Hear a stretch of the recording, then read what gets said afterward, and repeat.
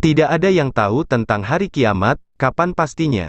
Hanya saja manusia bisa menebak berdasarkan tanda-tandanya yang dikabarkan. Jika menurut Islam, kiamat baru akan terjadi jika Dajjal telah keluar dan terjadi huru-hara yang besar. Tidak ada satupun tempat di bumi yang tak disinggahi Dajjal, kecuali dua kota yakni Mekah dan Madinah.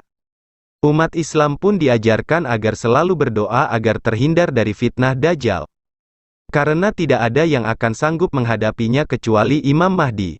Bahkan, kengerian Dajjal bisa membuat suatu tempat jadi kering atau membuat satu tempat jadi subur.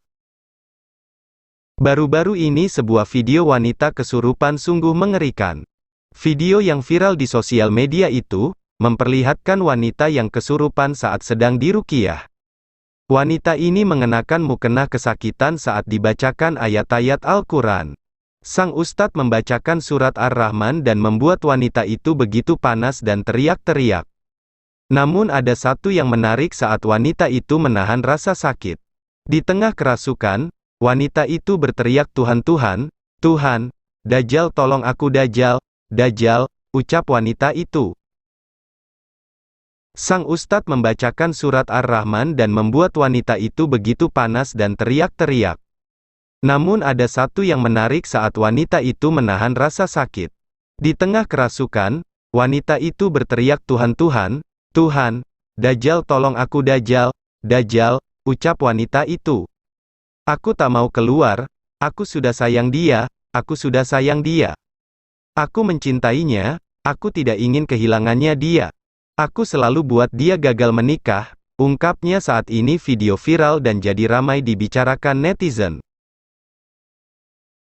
Entah benar entah tidak, tapi paling tidak apa yang terjadi wanita ini bisa jadi peringatan.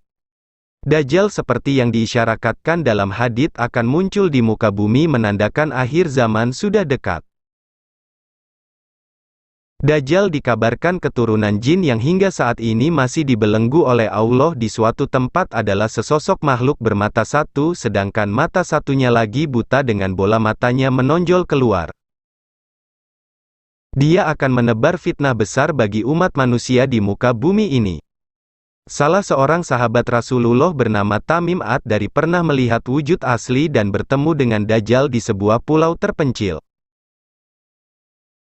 Dalam sebuah hadits sahih riwayat Imam Muslim diterangkan, pada suatu hari setelah salat berjamaah Rasulullah menahan para sahabat dan berkata, "Demi Allah sesungguhnya aku mengumpulkan kalian bukanlah untuk suatu kabar gembira atau kabar buruk, akan tetapi aku mengumpulkan kalian karena Tamim Ad-Dari yang dahulunya seorang laki-laki pemeluk agama Nasrani kini telah memeluk Islam dan membayatku.